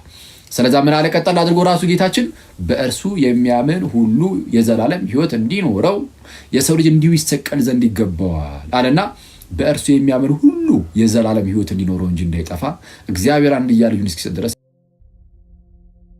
ዓለምን እንዲወዱታል። በእርሱ ምን የሚል የሚያምን ሁሉ። ቀጠል አድርጎ ቁጥር 18 አካባቢ ላይም በእርሱ የሚያምን የዘላለም ሕይወት አለው፣ በእርሱ የማያምን ግን በአንዱ በእግዚአብሔር ልጅ ስም ስላላመነ አሁን ተፈርዶበታል። ስለዚህ እምነት ለድነት እንደሚያስፈልግ ግልጽ ነው። ሮሜ ላይም እንደዛው ነው የሚለው ቅዱስ ጳውሎስ ምዕራፍ 3 በተለይ አይሁዳውያንም የግሪክ ሰዎችም ሁሉም በኃጢአት በታች እንደሆኑ ሁሉም ኃጢአተኛ እንደሆነ መድኃኒት እንደሚያስፈልገው ይናገርና ሁሉ ኃጢአትን ሰርቷል የእግዚአብሔርም ክብር ጎድሎታል ብሎ ከተናገረ በኋላ እንዲያው ጸጋው ይጸድቃሉ ካለ በኋላ እርሱንም ይላል። እርሱንም ማለት ሁሉም ኃጢአትን ሰርቷል የእግዚአብሔርም ክብር ጎድሎታል በኢየሱስ ክርስቶስ በሆነው ቤዛነት በኩል እንዲያው በጸጋው ይጸድቃሉ ይልና በምን የሚገኝ አድርጎ አቆመው ይላል። እርሱንም እግዚአብሔር በእምነት የሚገኝ በደሙም የሆነ ማስተስረያ አድርጎ አቆመው። አየህ፣ በክርስቶስ በኩል የተሰራውን የማዳን ስራ እግዚአብሔር እንዴት አድርጎ እንዳቆመው በምን የሚገኝ አድርጎ አቆመው? በእምነት የሚገኝ በደሙም የሆነ ማስተስረያ አድርጎ አቆመው። ስለዚህ እምነት ያስፈልጋል። ያስፈልጋል። ስለ እምነት በጣም በሰፊው ሮሜም ገላትያም ተናግሯል ቅዱስ ጳውሎስ በጣም በሰፊው ኤኒዌይስ ሌሎች ክፍሎች ላይ ጌታችንም በጣም በሰፊው እንደዚሁ ተናግሯል። እና ስለዚህ እምነት ያስፈልጋል። የመጀመሪያው ሰው እምነት ግን ምን እንደሆነ ሶስቱም ክራይቴሪያዎች ነግሬያቸዋለሁ። የሚያድነው እምነት እንደምን ያለ እምነት ነው የሚለው። ሁለተኛ ጥምቀት ነው። እንግዲህ መጽሐፍ ቅዱሳችን እምነት ብቻ አይደለም ያለን፣ ጥምቀትንም ነግሮናል። አሚን ብለህ ትቀበላለህ። አምነህ ወደ ጥምቀት ውስጥ ትገባለህ። ልክ ስትጠመቅ በዛ ውስጥ እግዚአብሔር ዳግም ይወልዳል። ከጌታ ጋር አንድ ያደረግህና ከኢየሱስ ከልጁ ጋር ማለት ነው አንድ ያደረግህና ኢየሱስ የእግዚአብሔር ልጅ ስለሆነ ልክ ከክርስቶስ ጋር አንድ ስትሆን አንተ ራስህ የእግዚአብሔር ልጅ ትሆናለህ። ዳግም መወለድ ማለት ከጌታ ጋር አንድ መሆን ማለት ነው። እሺ፣ ዳግም መወለድ ማለት ከጌታ ጋር አንድ መሆን። ኢየሱስ የእግዚአብሔር ልጅ ስለሆነ አንተም ከእርሱ ጋር ልክ አንድ ስትሆን ከጌታ ጋር በክርስቶስ በኩል የእግዚአብሔር ልጅ ትሆናለህ። ዳግም ትወለዳለህ። የኃጢአት ስርየትን ታገኛለህ። ከክርስቶስ ጋር ሞተህ ትነሳለህ። ሞቱን በሚመስል ሞት ከእርሱ ጋር ትተባበራለህ። እንደዚሁም ደግሞ ከእርሱ ጋር አብረህ ትነሳለህ ማለት ነው በጥምቀት እና እንዲህ ያለ ነገርን ታገኛለህ። ለዚህ የመጽሐፍ ቅዱስ ማስረጃዎች በጣም በርካቶች አሉ። በጥምቀት ውስጥ ድህነት እንዳለ ማለት ነው። ጥምቀት የድህነት ቦታ እንደሆነ አንዳንዶች ጭራሽ የድህነት ቦታ የማይመስላቸውም ጥምቀት የድህነት ቦታ ነው። ማስረጃ ራሱ ጌታችን ኢየሱስ የተናገራቸው በጣም ብዙ ክፍሎች አሉ። ለምሳሌ ማርቆስ 16:16 ላይ የሚጠቀሰው ከቁጥር 15 ጀምሮ በተለይ እንግዲህ ወደ ዓለም ሁሉ ሂዱ ወንጌልን ለፍጥረት ሁሉ ስበኩ ይልና ሉክ ወንጌልን ስበኩ ካለ በኋላ ያመነ ይላል። ወንጌልን ሰብካችሁ ያ የሰማውን ወንጌል ያመነ የተጠመቀም እሺ ይድናል። የሚድነው ማን ነው ከተባለ በሐዋርያት በኩል የተሰበከውን የጌታን ወንጌል ሰምቶ ያመነ የተጠመቀም እርሱ ይድናል። ያላመነስ ወንጌሉን ሰምቶ አላምንም ካለ አይድንም። ያላመነ ይላል እንጂ ያላመነ ያልተጠመቀ አይልም የሚል ሰው አለ። ካላመነ ወንጌሉን ካላመነ ሲጀምር ነው ይጠመቃል። ያልተጠመቀ ተብሎ መጨመር አይጠበቅበትም። ገና ከጅምሩ ያላመነ ከተባለ ወንጌሉን ሰምቶ አስበው እንዲህ ክርስቶስ እንዲሆኖላል እና ሰው አንተም ብትጠመቅ ከዚህ ከክርስቶስ ድህነት ተካፋይ ትሆናለህ ወይም ደግሞ ከጌታ ጋር አንድ ትሆናለህ እያለ ቢሰበክ አንድ ሰው አላምንም ካለ እና አጥምቀኝ ይላል አይልም። ስለዛ ያላመነ ግን ይፈረድበታል ሲል ያላመነ ሰው ገና ከጅምሩ ስለማይጠመቅ ያልተጠመቀ ማለት አይጠበቅበትም። ከላይ ግን ያመነ የተጠመቀም ይድናል። በቃ ቃል በቃል እንዲህ ብሎ ከተከራከርክ ከክርስቶስ ጋር ማለት ነው አንተ የክርስቶስ ተቃዋሚ ነህ ማለት ሳታስቡ የክርስቶስ ጠላት ሆናል ማለት ነው። እኔ ይሄን እንግዲህ በግልጽ ነው መናገር ያለብን አይደል? ይሄንን ትምህርት የሚክድ ኢየሱስ የተናገረውን እምቢ የሚል በኢየሱስ ላይ ያመፀ ይባላል። የፈለግ አንደበት ላይ ኢየሱስ ብትል ኦንሊ ጂሰሶች ስማቸውን ሳይቀር ኢየሱስ ብቻ ብሏል። ኢየሱስ ስላልክ ብቻ በተአምር አታመልጥም። ኢየሱስ የሚል የኢየሱስ ጠላት ማለት ነው። ኢየሱስ የሚል የኢየሱስ ጠላት ሆኖ ሰው ሊነሳ ይችላል እና በጣም ጥንቃቄ ይፈልጋል። ክርስቶስ ማነው ጥምቀት ለድህነት ነው ብሎ አስተምሮ እኛ ግን ነው አይደለም ካልን አሁን ጠላትነት ከማን ጋር ከአክሊል ጋር ነው? አይደለም። ከኦርቶዶክስ ክርስቲያን ጋር ብቻ ነው? አይደለም። በቃ ከክርስቶስ ጋር ነው። ከኢርሲያን ጋርም ጭምር ነው። ግን በዋናነት የኢርሲያን ራስ የሆነው ክርስቶስ ስለሆነ በኢርሲያን በኩል ከራሱ ከጌታችን ከክርስቶስ ኢየሱስ ጋር ነው እና የክርስቶስን ትምህርት የሚቃወም እርሱ የክርስቶስ ተቃዋሚ ስፒሪት ተቃዋሚ መንፈስ ነው እና ይህን መንፈስ ሰው በጣም አጥብቆ ሊቃወሙ ይገባል። በጣም በብዙ ነገር ሽፍንፍን ብሎ ተከዳድኖ ምናምን የለም እንደሌላ አስመስሎ ነው የሚያስቀምጠው እና ስለዛ መጠንቀቅ ይፈልጋል ማለት ነው። እሺ ጌታችን አሁን በሌላ ስፍራም እንደዚሁ በዮሐንስ ወንጌል ምዕራፍ 3 ቁጥር 5 ላይም እውነት እልሃለሁ ሰው ከውሃና ከመንፈስ ካልተወለደ በቀር ወደ እግዚአብሔር መንግሥት ሊገባ አይችልም ብሏል። በቃ አለቀ። ከውሃ እና ከመንፈስ አንዳንድ ሰው ይመጣና ምን ይላል መሰላችሁ? ኦኬ ከውሃና ከመንፈስ ይላል። ውሃ የሚለው እኮ ይልና መንፈስ የሚለው መንፈስ ነው ራሱ ነው ይላል። ከውሃ እና ከመንፈስ ካልተወለደ በቀር የሚለውና መንፈስ የምትሏ በቃ ራሷ መንፈስ ነች ተብላ የምትተረጎመው ቃሏ መንፈስ ነው። ውሃ የምትሏ ግን እንቀይራታለን፣ ሌላ ትርጉም ነው ያላት ይላል። መንፈስ የሚለው ራሱ መንፈስ ነው፣ ሌላ ምንም ትርጉም አንሰጠው። ውሃ የምትሏ ግን ውሃማ ውሃ አይሆንም ሌላ ነገር ነው የሚሆነው ብሎ እንደዚህ ክዶ ይመጣል። ባይዚ ክዶ በስማ እና የኢርሲያን ታሪክ ውስጥ ይህንን የካደ ሰው የለም። ውሃ የሚለውን በቃ ለጥምቀት ነው የሰጡት።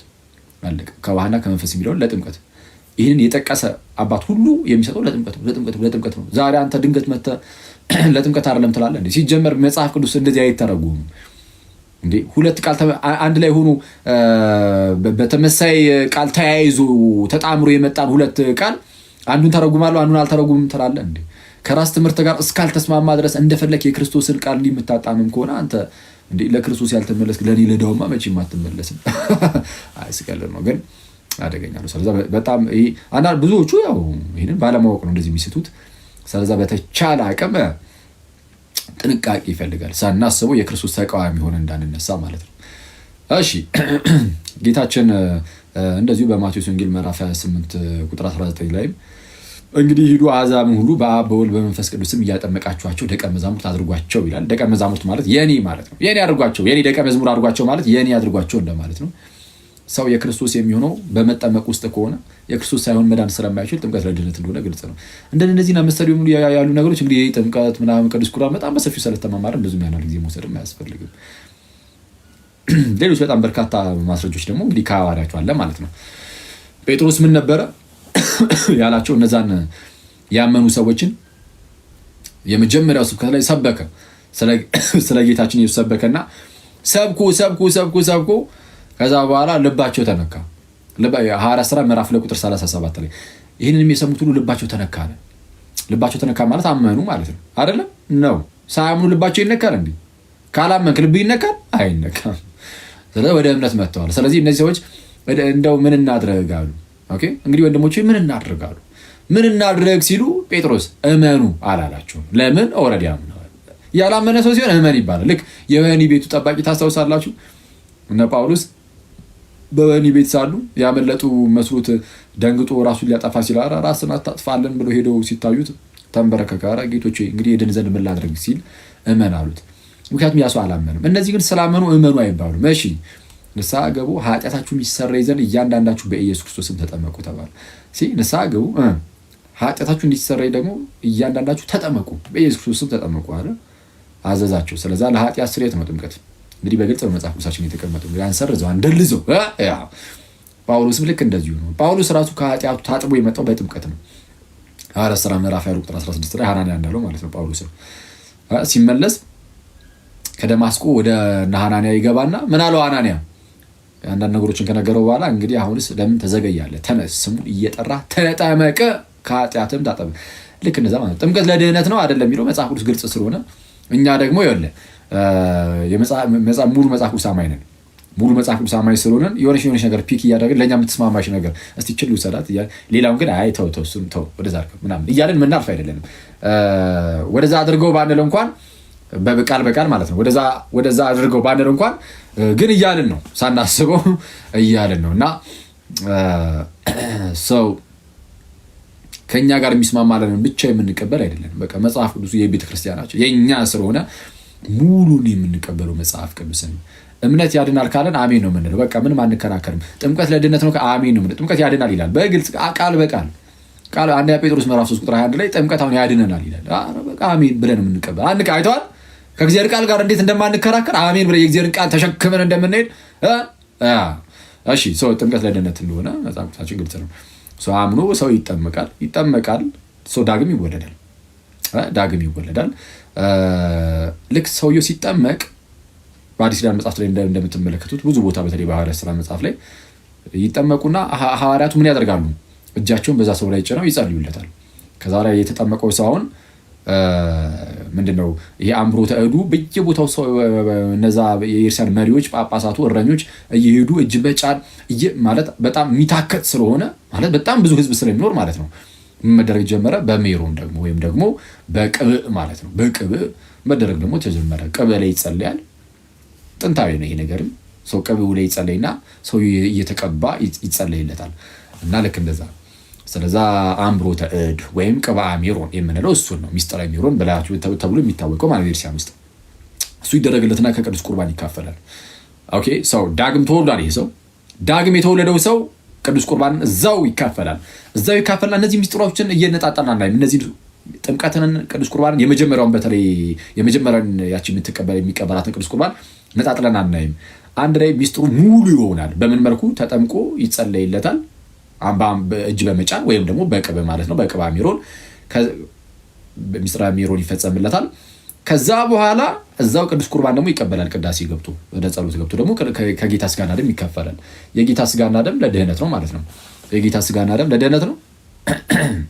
እስካሁን ድረስ ሰውየው የሰራው ስራ አለ የለም? ከሱ የተጠበቀ አንድ ስራ የለም። እስካሁን ተመልከቱ፣ አንድ ስራ የለም። የእግዚአብሔርን ጸጋ የሚያገኝባቸው ሚስጥራት ብቻ እየተካፈለ ነው።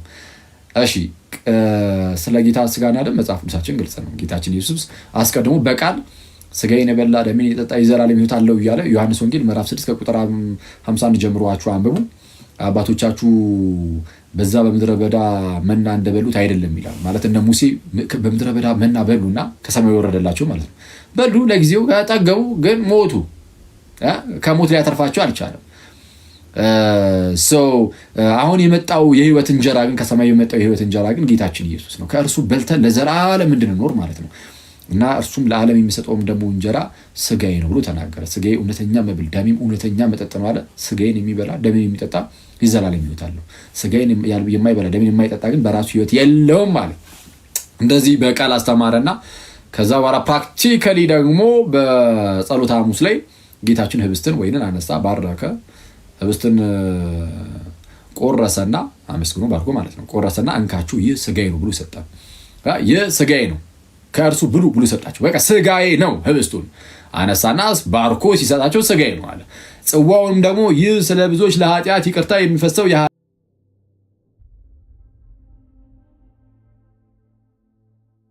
አዲስ ኪዳን ደሜ ነው፣ ከእርሱ ጠጡ ብሎ ሰጣቸው። ስለዚህ ህብስቱን ስጋዬ፣ ጽዋውን ወይም ወይኑን ደሜ ብሎ ሰጣቸው። ስለዛ ያ ህብስትና ጽዋ ወይም ወይን የጌታችን የክርስቶስ ኢየሱስ እውነተኛ ስጋና ደም ነው ብለን እናምናለን። መጽሐፍ ቅዱሳችን እዚህ ላይ ግልጽ ነው። እና ኢቭን እንደው ሰው ህብስትና ጽዋ መሆኑን አይቶ ማለት ነው እንዳይዳፈር አንድ ታላቅ ታምርን እግዚአብሔር በቆሮንቶስ ቤተክርስቲያን ላይ ያደረገ። ምን አይነት ታምርን? የቆሮንቶስ ቤተክርስቲያን ውስጥ ያሉ ምዕመናን ስጋና ደሙን በማይገባ መልኩ መቀበል ጀመሩ። አንዳንዱ በኃጢአት ውስጥ የሆነ አንዳንዱ ባልተገባ መልኩ ማድረግ ጀመረ እና ሳይገባው እንዲህ የሚያደርገውን ሰው እግዚአብሔር ቀጣው። በአዲስ ኪዳን የሚገርም አቀጣጥ እዛ ላይ ነው የምናየው። በአዲስ ኪዳን መጽሐፍት ላይ ምን አይነት ቅጣትን ቀጣ እግዚአብሔር? በጣም ብዙዎችን እስኪገድል ድረስ ገደላቸው። በጣም ብዙዎቹን ገደላቸው፣ ብዙዎቹን አሳመማቸው። አያሌዎች አንቀላፍተዋል እስኪባል ድረስ እና እስኪገድል ድረስ በቅዱስ ቁርባን ምክንያት ሰውን ገድሏል እግዚአብሔር። መንፈስ ቅዱስን በማታለል ምክንያት ሐዋርያት ሥራ ምዕራፍ 5 ላይ ሐናንያና ሰጲራን ገድሏቸዋል። መንፈስ ቅዱስን አታለው። ቅዱስ ቁርባንንም ደግሞ በማቃለል ምክንያት በጣም አያሌዎች አንቀላፍተዋል የሚለው ወይስ በጣም ብዙ ህዝብ ማለት ነው። በጣም ብዙ ህዝብን እግዚአብሔር ገድሏል። በጣም ብዙ ህዝብን አሳምሟል። ህመምን ለቆባቸዋል። ይህን ሁሉ ያደረገው ለምንድን ነው? ቅዱስ ቁርባን ምንም ፊት ለፊት ላይ ስታየው ህብስት ነው፣ ፊት ለፊት ላይ ስታየው ጽዋ ነው። ግን እኛ በማናየው መልኩ ግን ይቀየራል። ወይም ደግሞ ያ ህብስቱ የጌታ ስጋ ይሆናል፣ ያ ጽዋውም ደግሞ የክርስቶስ ኢየሱስ ደም ይሆናል። እና እንዲህ ያለ ሚስጥር በመንፈስ ቅዱስ አሰራር ስለሚሰራ ሰው ይህንን በጣም በአክብሮት ሄዶ መቀበል አለበት። የገደላቸው የምር እንደዚህ አይነት ሚስጥር ስለሚፈጸም ነው እንጂ ባይፈጸም ዝም ብሎ አንዳንዶች እንደሚሉት ዝም ብለህ ቪንቶንና ዳቦውን ተሸክመ በትሪ ዝም ብለህ እንደምታከፋፍለው ቢሆን ኖሮ ባልገደላቸው ነበር። የምር አሁን በትሪ ለሚከፋፈል ቪንቶ እግዚአብሔር ሰው ህዝቡን ሊጨርስልን ነው? አይጨርስም። አይገርልህ ምንድነው ከኃጢአት ጋር በተያዘ ምናምን ነገር እንደው ሳይገባ ስለወሰድክ የሚባል ነገር በፍጹም የምርም በአግባቡ ብትወስደው የሚያድንህ ስለሆነ ያለ አግባብ ስለወሰድከው ግን ገደለ። ያለ አግባብ ስትወስደው የሚገርልህ ከሆነ በአግባብ ስትወስደው እንዴት አያድንህም? ያለ አግባብ ስትወስደው ሳይገባ ስትወስደው ሞትን ካመጣብህ በተገባ መልኩ ስትወስደው ህይወትን እንዴት አይሰጥም? ይሄ እኮ በጣም ክሊር ነውና ሰው የጌታችን የክርስቶስ ኢየሱስ ስጋና ደሙ ሰው ይቀበላል። ልክ ሲቀበል ምንድነው የሚፈጠረው? ለአንደኛ ቆሮንቶስ ምዕራፍ 10 ቁጥር ይሄ አሁን የነገርኳችሁ ያው ታውቁታላችሁ። ብዙም እየጠቀስኩ ያለው ነው። አንደኛ ቆሮንቶስ ምዕራፍ 11 ከቁጥር 27 ጀምራችሁ ተመልከቱ። ቀደም ብሎ 10ኛው ምዕራፍ ቁጥር 16 ላይ ደግሞ የምንባረከው የበረከት ጽዋ ከክርስቶስ ደም ጋር ህብረት ያለው አይደለም ይላል። እውነተኛ ደሙ ነው። እሺ ይሄንን የሚክድ ለትምህርታችሁ ጥንቃቄ እንድታደርጉ ማለት ነው። ፕሮቴስታንቱ በጣም ለመሸወድ የሚሞክረው እንዴት መሰላችሁ? እነዚህ ሚስጥራት ብዙም አያስተምርህም፣ አይነግርህም። በቃ ያን ያህል እንትን አይልም። ዝም ብሎ የሆነ ያልሆነ ነገሮችን ብቻ ይነግራል። ቤተክርስቲያን ውስጥ ለምሳሌ የተወሰነ ግር የሚል ነገር ካለ የሆነች ግር የምትል ነገር ብቻ ይነግራል። ጥምቀት አያድንም አይልህም። በተአምር ቅዱስ ቁርባን የጌታ ስጋ አይደለም አይልህም። እንደዛ ካለማ ነው የምትለው እንዴ ለሱማ በልበል ይኸው ወይም ተነቃበት አለባቸው። ስለዛ ምንድን የሚያደርገው ያንዴ የሌለ ነገር ነው። ዝም ብሎ ያግበሰብስና የሆነ ነገር ልብ ላይ እንድትጠራጠር ያደርጋል። ልብ ላይ የጥርጣሬ ስፒሪት መንፈስ ከጫረብህ በኋላ ከዛ በኋላ ጥምቀት አያድንም፣ ቅዱስ ቁርባን አያድንም፣ የጌታ ስጋና ደም አይደለም ማለቱን ይጀምራል። እንደዚህ አይነት ተረቶችን በልብ ውስጥ መሙላት የሚጀምረው ከዛ በኋላ ነው። ስለዛ ይሄ በዚህ ወቁባቸው። የሚያታለል ካለ በዚህ ወቅ ቅዱስ ቁርባን ምን አለ ጳውሎስ በመጀመሪያ ቆሮንቶስ መልእክቱ ምዕራፍ 10 ቁጥር 16 ጀምሮ የምንባረከው የበረከት ጽዋ ከክርስቶስ ደም ጋር ህብረት ያለው አይደለም ያለው ነው። የምንቆርሰው ህብስት ከጌታ ስጋ ጋር ህብረት ያለው አይደለም ያለው ነው። እና ዝቅ ብሎ አንድ ስለሆነ ይላል ህብስቱም ማለት ነው። አንድ ህብስት ስለሆነ ወይም አንድ የጌታ ስጋ ስለሆነ እንደማለት ነው። እኛ ብዙዎች ስንሆን ክርስቲያኖች ብዙዎች ስንሆን አንድ ስጋ ነን። ያንን አንዱን ህብስት እንካፈላለን ይላል። ስለዚህ አንዱን የጌታን ስጋ በመካፈላችን ከቅዱስ ቁርባን በመካፈላችን ምክንያት ብዙዎች ስንሆን አንድ ሆነናል። አንድ ስጋ አንድ የክርስቶስ ስጋ ሆነናል። ስለዛ ያ ሰው ያአምኖ የተጠመቀው ሰውዬ ልክ ቅዱስ ቁርባኑን ሲቀበል ከሁላችሁም ከኔና ከእናንተ ጋር ከእያንዳንዳችን ጋር ይተሳሰርና አንድ ስጋ ይሆናል። አንድ ስጋ ይሆናል። ኦኬ አንድ ስጋ ይሆናል። የእርሻን አካል ይሆናል። ስለዚህ ይህ ሰው ዳነ፣ አዲስ ህይወት ጀመረ። በቃ አለቀ። ምንም ያለሱ ስራ ይኸው ዳነ። ድህነቱ ፍጹም ሆነ ይነሲስ አትሊስት የዳግም መወለዱ ማለት ነው። በቃ ዳግም ተወልዷል። ይህ ሰው ድኗል፣ የክርስቶስ ሆኗል። የጥፋት ሳይሆን ወይም የሰይጣን ሳይሆን የእግዚአብሔር ሆኗል፣ የክርስቶስ ሆኗል። ያለ እርሱ ስራ እንዲያው በጸጋው ዳነ። እግዚአብሔር አዳነው እንዲያው በጸጋው። እሺ አሁን ከእርሱ እስካሁን ስነግራችሁ እስቲ አሁን ሰራ ያለው ያልኩበት ቦታ አለ የለም። ሳይሰራ ግን ይኸው ዳነ እያልኳችሁ ነው። ለዛ ነው በኤፌሶን መልእክቱ ምዕራፍ 2 ቁጥር 8 ላይ ቅዱስ ጳውሎስ ታዲያ ስራ የሚያስፈልገው የቱ ጋር የሚለው ልመጣላችሁ ነው። ኤፌሶን ምዕራፍ 2 ቁጥር 8 ላይ ጸጋው በእምነት አድኗችኋል፣ ይህም ከእናንተ አይደለም የእግዚአብሔር ስጦታ እንጂ ማንም እንዳይመካ አይደለም። ከስራ አይደለም ይላል። ማንም እንዳይመካ ከስራ አይደለም። ማንም እንዳይመካ ከምን አይደለም? ከስራ አይደለም። ከስራ አይደለም። እንደዚህ አይነት ክፍሎች በጣም ብዙ አሉ። ከስራ እንዳይደለ የሚናገሩ ሰው ከስራ አይደለም ማንም እንዳይመካ ከተባለ ማንም ሰውን ቦስት ማድረግ አይችልም። መኩራራት እኔ በስራዬ ነው ዳንኩት የሚል የለም ማለት ነው። ስለዚህ ጸጋው ነው ያዳነን፣ በጸጋው እንዲሁ በጸጋው። ስለዚህ አመንን፣ ተጠመቅን፣ የጌታን ስጋ ደም ተቀበልን የሚል ነጣጠሉ አይደለም። እምነትና ቅዱስ ቁርባን ነጣጥለ እምነት ላይ ጥምቀት ላይ እንዲህ ከሆነ ቅዱስ ቁርባን ላይስ ምናምን እንደዛ ሳይሆን በእምነቱ ዳግም ትወለዳለህ። ቅዱስ ቁርባን ልክ ስትቀበል ከሌሎች አካላት ጋር አንድ ሆነ የክርስቶስ አካል ውስጥ ትጨመራለህ። ከዛ በኋላ ድህነት ፍጹም ነው። በቃ ዳግም ትወልዳለህ። ድኛለሁ ብለህ መናገር ትችላለህ። ድነሃል፣ ኦልሬዲ ድነሃል ያለ ስራ። እሺ ስራስ መቼ ነው የሚመጣው? ልክ እንደዚህ የዳነው ሰውዬ ዳግም ይወለድና ማለት ነው በመንፈሳዊ ህይወቱ እያደገ ይሄዳል። ማንም ለመምሰል ክርስቶስ ኢየሱስን ክርስቶስን በመምሰል ህይወት ውስጥ ደግሞ እያደገ መሄድ አለበት። ልክ ጳውሎስ እኔ ክርስቶስን እንደምመስል እናንተም እኔን ምሰሉ እንዳለ ፍሬን እያፈራ ይሄዳል። በመልካም ህይወት ይመላለሳል ማለት ነው። አንዴ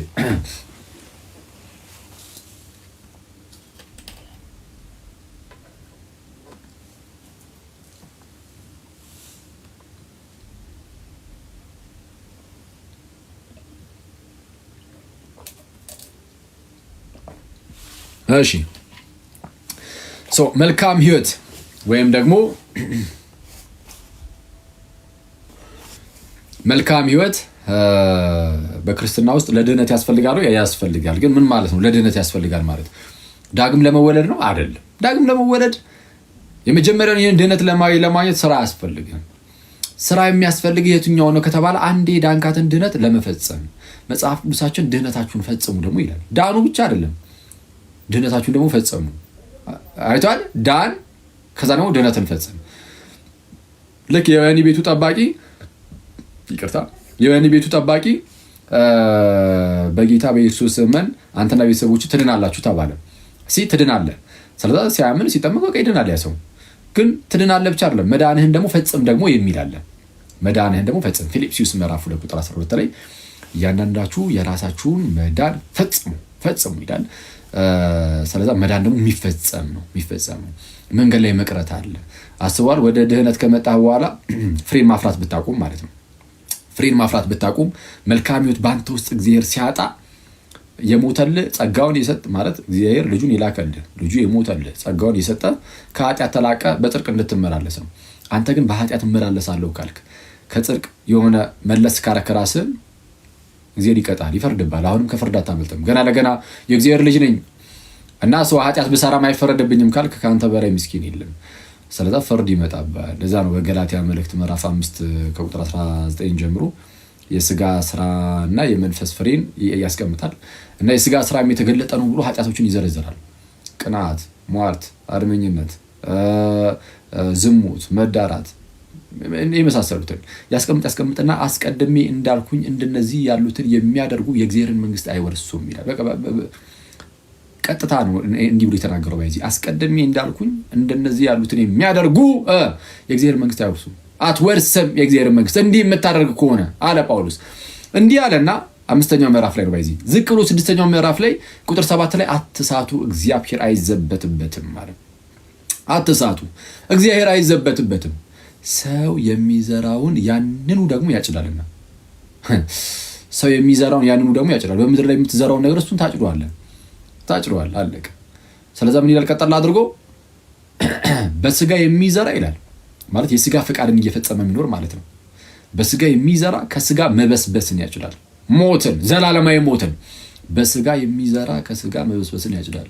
በመንፈስ የሚዘራ ግን ይልና ማለትም የመንፈስን ፈቃድ እያደረገ የሚኖር ነው። እንደ እግዚአብሔር ፈቃድ፣ እንደ መንፈስ ቅዱስ ፈቃድ፣ እንደ መንፈስ ፈቃድ የሚመላለስ እርሱ ግን በመንፈስ የሚዘራ ግን ከመንፈስ የዘላለም ሕይወትን ያጭዳል። በመንፈስ መመላለስ ማለት ወይም በመንፈስ መዝራት ማለት መልካም ስራ መስራት ማለት ነው ባጭሩ። እሱን ለማወቅ ቀጣዩን ጥቅስ አንብቧት። ምን ይላል?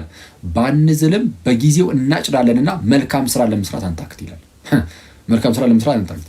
እንዲህ ያለ ጳውሎስ በግልጽ ተናግሮ በግልጽ ጳውሎስ እንዲህ ብሎ ተናግሮ አንዳንድ ሰው ይመጣና አይ ይሄ መልካም ስራ መስራት ሆነ ከድህነት ጋር ምንም የሚያገናኘው ነገር የለም የሚል ሰው አለ። በጣም አደገኛ ነው። በጣም አደገኛ እና መልካም ስራ ከድህነት ጋር እንዴት ነው የሚገናኘው ከተባለ ዳግም እንድንወለድ አይደለም። የመጀመሪያውን ድህነትን ለማግኘት አይደለም። እሱንም ያለ ስራ በቃ አገኘን። አሁን ስራን የምንሰራው መልካም ስራን የምንሰራው ድህነታችንን ለመፈጸም እንዳንጠፋ፣ አንዴ ከዳን በኋላ እንዳንጠፋ ደግሞ የምንሰራው በራሳችን ነው አይደለም። እሺ በእግዚአብሔር ጸጋ የተቀበልነው ጸጋ ነው እንድናደርግ የሚያደርገንና በእግዚአብሔር ጸጋ እየበረታን እየጠነከርን ቀስ በቀስ ፍሬን እያፈራን እንሄዳለን። ካላፈራን ግን እንቆረጣለን። ጌታችን ነው እንደዚህ ያለን። ኢየሱስም እንዲህ ብሏል። ምን ብሏል? በዮሐንስ ወንጌል ምዕራፍ 15 ከቁጥር 1 ጀምሮ እውነተኛ የወይን ግንድ አባቴ ነው። እውነተኛ የወይን ግንድ እኔ ነኝ፣ ገበሬውም አባቴ ነው። እውነተኛ የወይን ግንድ እኔ ነኝ፣ ገበሬውም አባቴ ነው። በእኔ ያለውን ቅርንጫፍ ፍሬ የማያፈራው ነው። በእኔ ያለውን ያለው ክርስቶስ እውነተኛ የወይን ግንድ ነኝ ብሎ ግን በእርሱ ያለ ቅርንጫፍ ሆኖ ፍሬን ካላፈራ ምን ይደረጋል አለ? አባቴ ይቆርጠዋል አለ። አባቴ ይቆርጠዋል። የሚያፈራውን ግን አብዝቶ እንዲያፈራ ያጠራዋል ይላል። የሚያፈራ ግን ሲታይ አብዝቶ እንዲያፈራ ደግሞ ያጠራዋል። ትንሽ ስታፈሩ አብዝታችሁ እንድታፈሩ እያጠራችሁ ጊዜ ይሄዳል። ማናፈራ ፍሬን ጭራሽ ማናፈራ ከሆነና እንደው እምቢ የምንል ከሆነ ግን እግዚአብሔርም በቃ እሱ ይቆርጠናል። እምቢ የሚሉት ራሳቸው እነማን ናቸው? ኢቭን በክርስቶስ ሆኖ ራሱ ማለት ነው። በእኔ ያለውን ቅርንጫፍ ነው ያለው ኢየሱስ። አይ እነዚህ ሲጀምር አላመኑም ይላል አንዳንድ ሰው። አረ በክርስቶስ የሆነ ሳያምን ማንም ሰው በክርስቶስ መሆን አይችልም። በእኔ ያለውን ቅርንጫፍ ነው ያለው። እውነተኛ የወይን ግንድ እኔ ነኝ። እችን ስላላሳያችሁማ ታሳያችሁ። እውነተኛ የወይን ግንድ እኔ ነኝ የሚለው ሲነሳ እቺ ትዝ አለችኝ። ባለፈው የእመቤታችንን አሳይቻችሁ ነበርና እሺ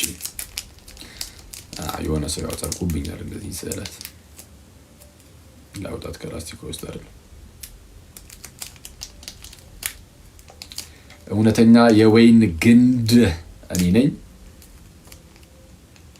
ገበሬውም አባቴ ነው፣ እናንተ ቅርንጫፎች ናችሁ ነው እያለ ያለን እና በእኔ ያለው ቅርንጫፍ ፍሬ የማያፈራው ቢኖር እርሱን አባቴ ይቆርጠዋል አለ። ስለዚህ ካላፈራችሁ ትቆረጣላችሁ።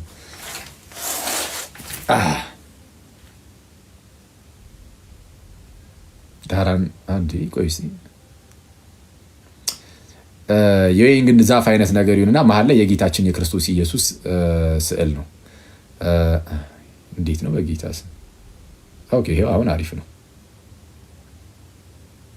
ከዛ በኋላ ሐዋርያቱ መሆናቸው ነው። አክቹአሊ እዚህ ላይ ምንድነው ለሐዋርያቱ ተደርጎ ተስሎ ነው። በጣም ደስ የሚል ስዕል ነው። ሰው በክርስቶስ ሆኖ ቅርንጫፍ ከሆነ በኋላ ፍሬን አላፈራም ካለ መልካም ስራ ከሌለው ባንዝልም በጊዜው እናጭዳለንና መልካም ስራ ለመስራት አንታክት እንዳለው ቅዱስ ጳውሎስ መልካም ስራን ከመስራት ወደ ኋላ የሚል ካለ ሊል ስለሚችል ማለት ነው። በቃ ሰው እንዴ ከዳነ በኋላ እንደዚህ አይነት ስራን አይሰራም የሚባል ነገር አለ እንዴ? ሊሰራ ይችላል እንዴ? በኃጢአት ሊመላለስ ይችላል። ከተመላለሰ ያጣዋል፣ ድህነቱን ያጣዋል። በመጀመሪያ ቆሮንቶስ መልእክት ምዕራፍ 5 ላይ አደገኛ ሰው ተጠቅሶ ይል እንዴ እንደዚህ ያለ ኃጢአት በአሕዛብ ዘንድ እንኳን አይሰማም እኮ ብሏል ጳውሎስ። በእናንተ ዘንድ እንደሚሰማው አይነት ኃጢአት በአሕዛብ ዘንድ እንኳን አይሰማም ማለት የአባቱን ሚስት እንኳን ያገባ ይኖራልና አለ። አሁን ያ ሰው ክርስቲያን ሆኖ እንደዛ አደረገ እና ታው እንኳን እያላችሁት አይደለም እንደዚህ ያለውን ሰው አውግዙት እንጂ ከማህበራችሁ ለዩት እንጂ እያለ ጳውሎስ ይናገራል። እኔም አውግዤዋለሁ መንፈሱ በጌታ ቀን ትድን ዘንድ አለ እና ይሄ ክርስቲያን አይደለም እንደዚህ የተባለ ክርስቲያን ነው። አሁን ይሄ ሰው ይድናል ነው የሚሉት ወይ አንዳንድ ሰዎች እንደዚህ ክርክር ተነስቶ ነበር ከዚህ ቀደም ከፕሮቴስታንቶች ጋርና እንዲህ ቢሆንም ይድናል። የአባቱን ሚስት እያገባም ቢኖር እንደፈለገ እንደዚህ አይነት የረከሰ ዝሙት ውስጥም ቢኖርም ቢቀጥልም ይድናል። አሁን እዚህ የሆነ ነገር ቢቀጣ ምድር ላይ ይቀጣል እንጂ በእግዚአብሔር መንግስት ውስጥ ፈርሰስ ብሎ ነው ደረቱን ነፍቶ የሚገባው የሚል ሰው አለ። አደገኛ ነው። አይገባም። መንፈሱ በጌታ ቀን ትድን ዘንድ የተባለው እዚሁ ልክ ሲያወግዙት ማለት ነው። ሲለይ ከማህበሩ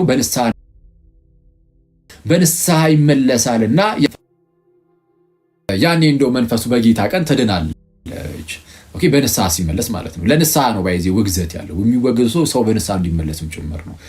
እና እሱን እያሰበ የጻፈው እንጂ ዝም ብለህ እንደዚህ አይነት ቃላት እየተያዘ ብቻ ሰው እንደዚህ አይነት በረከሰ ኃጢአት ውስጥ ቢኖርም በቃ ይድናል ተብሎ አይነገርም። ኤኒዌይስ ስለዛ ምንድነው ፍሬን ማፍራት አለብህ። ካላፈራ ጌታችን እንደተናገረው ትቆረጣለህ። የክርስቶስ ከሆንኩ በኋላ አስበዋል።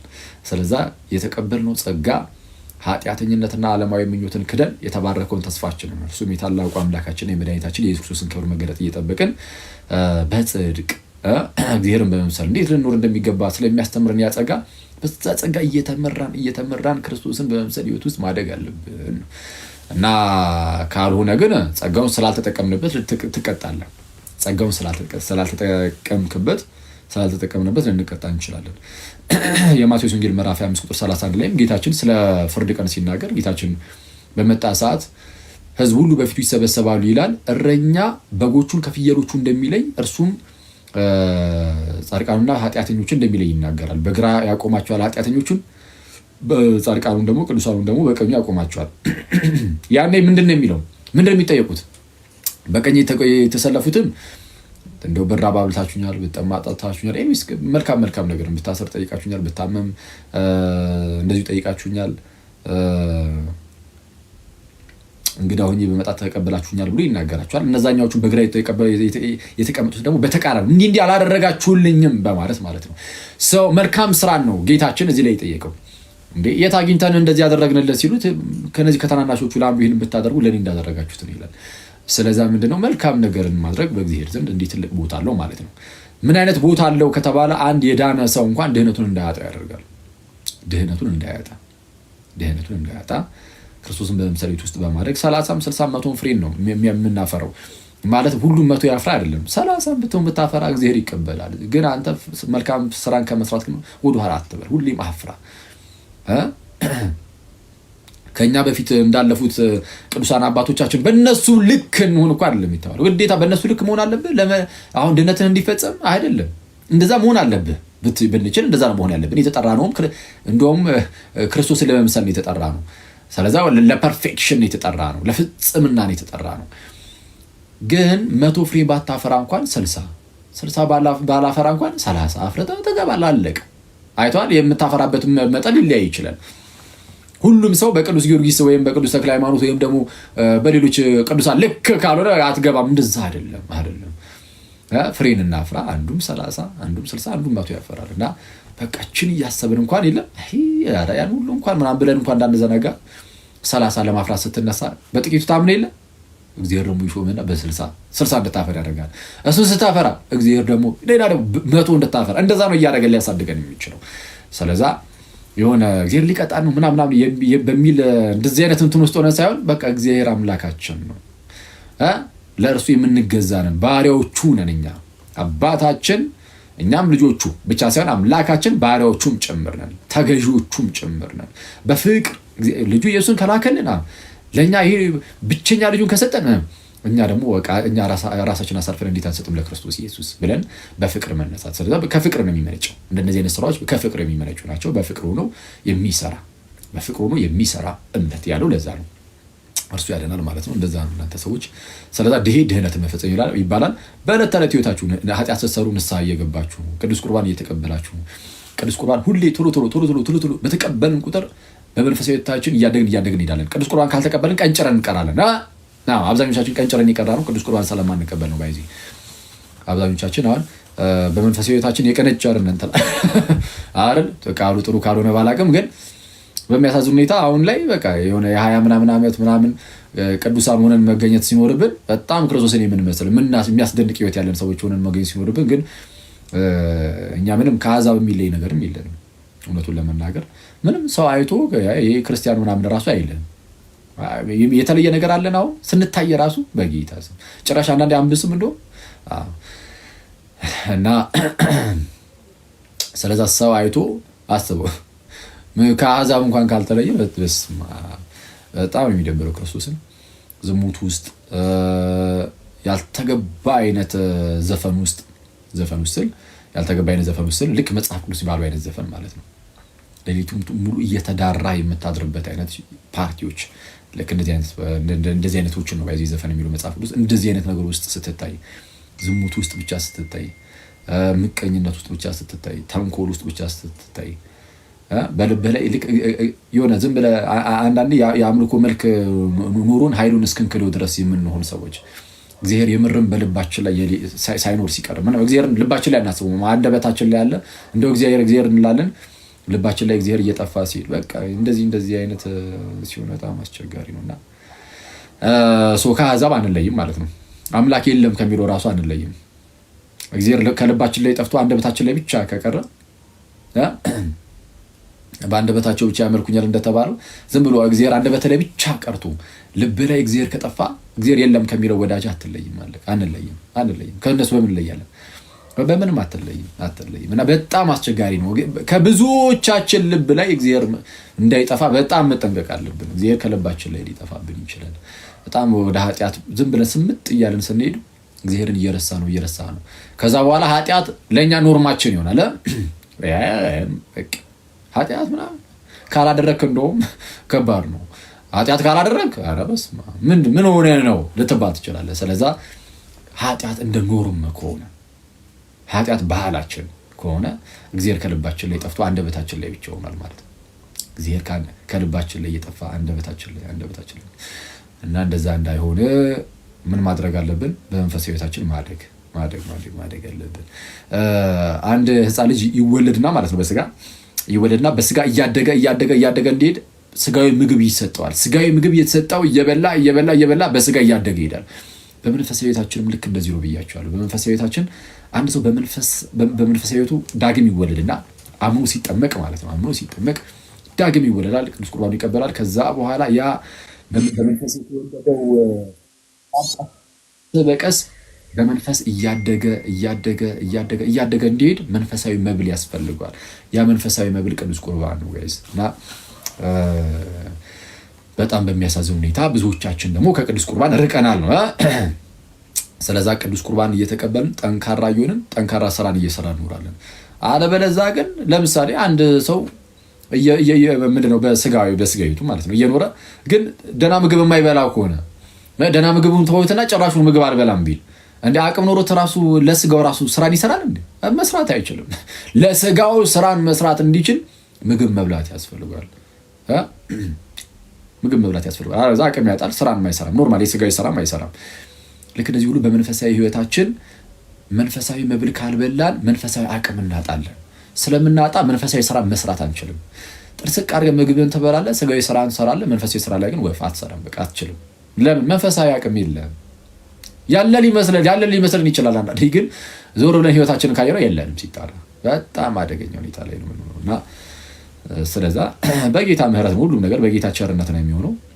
በጌታ ቸርነት ከቅዱስ ሚስጥር እየተካፈልን ቀስ በቀስ በአንዴትም አናድግም። ቀስ በቀስ እያደግን ልንሄድ ይገባል ነው እና ፕሊዝ ቅዱስ ቁርባን በጣም ይታሰብበት። ቅዱስ ቁርባን በጣም በህይወታችን ውስጥ በጣም እንደ ቀልድ ያጣነው ነገር ቅዱስ ቁርባን ነው። በጣም ሳናስበው ጥፍት ያለ ነገር ቅዱስ ቁርባን።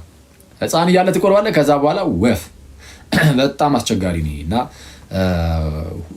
የቅዱስ ቁርባን ህይወት በጣም መመለስ አለበት። ያኔ አስባችሁታል? አሁን ማለት ከቅዱስ ሚስጥር ቶሎ የሚካፈል ሰው በኃጢአት መቼስ የምወደቅ እንትኑ በጣም ማለት ያው ቀን በቀላሉ እንደዚህ በኃጢአት ዝም ብሎ እንደዚህ አይወድቅም። ኦፍኮርስ አቅምም ቅዱስ ቁርባን ስለሚሰጠው ማለት ነው። ሊወድቅ ይችላል። ኦፍኮርስ በኃጢአት ምንም ግልጽ ነው። በኃጢአት ሊወድቅ ይችላል። ቢወድቅም ይነሳል። ቶሎ ንስሐ ይገባል። እየተባለ ቀስ እያሉ ማደግ ነው። ግን ቢያንስ ግን በጣም ነውረኛ የሆነ ነገር ግን ውስጥ ግን ኢንቮልቭ አያደርግም፣ አይገባም። አስባችሁታል? ኢትዮጵያ ውስጥ ያለውን ጠቅላላ ክርስቲያን፣ ጠቅላላ ኦርቶዶክስ ቆራቢ ብቻ ቢሆን እንዴ ሌላው አምላንም እኮ ያሉት እንተና ቤተክርስቲያናት እኮ ጠቅላላ ቆራቢ እኮ ናቸው። በጣም እኛ ሀገር እኮ በጣም ነው የምናሳዝነው። መብራንን በስመ አብ ቤተክርስቲያን በጣም ትልቅ የቤት ስራ እኮ ያለባት ቤተክርስቲያናችን በጣም ትልቅ የቤት ስራ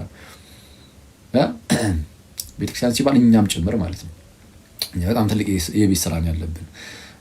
የኢትዮጵያ ቤተክርስቲያን የማታቆርብ ልጆቿን የማታቆርብ ወጣት ልጆቿን የማታቆርብ እንዳትባልብን ቤተክርስቲያናችን በጣም ቅዱስ ቁርባንን በደንብ ልናስብበት ይገባልና ይሄ ሁሉ ኢትዮጵያ ውስጥ ያለ ክርስቲያን ቢቆርብ ለምሳሌ እየቆረበ የሚውል በየሳምንቱ እየደሚቆርብ ወይ እንደው በየ15 ቀኑ የሚሆን ብቻ በቻለው አቅም ግን ቶሎ ቶሎ የሚቆርብ ቢሆን ንስሐ እየገባ የሚቆርብ ቢሆን ኧረ በስመ አብ አስባችሁታል እንዴ? ኧረ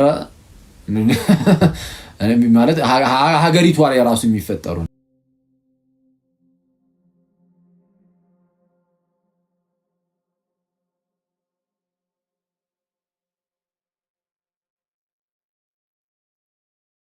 ቅዱስ ቁርባንን